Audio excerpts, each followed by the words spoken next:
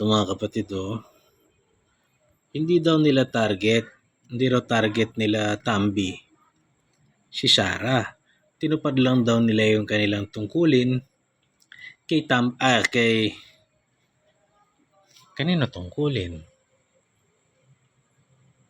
Kanino tungkulin yan? Siniraan mo, walang ground. Nagbus ka ng pera para i-impeach siya.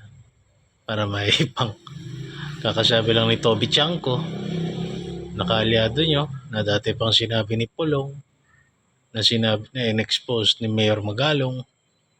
Lahat ng tao nagsasabi, pati kaalyado nyo.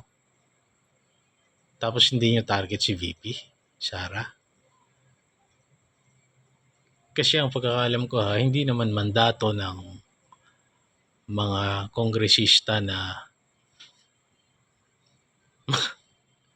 hindi nyo kailangan bayaran para tuparin nyo yung mandato nyo. Kung may impeachable offense, dapat ginawa nyo na Kasi parang ba't kailangan pa ng bilyon-bilyon para kailangan pa ng 50 million each signature o 150 million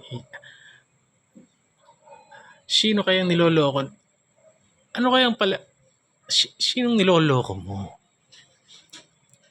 Tumakbo ka pagka-kongresista, wala kang kalaban. Pinadisqualify mo yung paano kaya lumaki to? Ano kayang delusion yung ikaw siguro yung pinakamataas na uri ng narcissist. Kala mo matalino ka, kala mo gwapo ka, kala mo sa'yo umiikot ang mundo no? Parang, wow, you're a god! Parang ganun ang dating mo parang, bang klase ka? Siguro pamangking ka ni Satanas.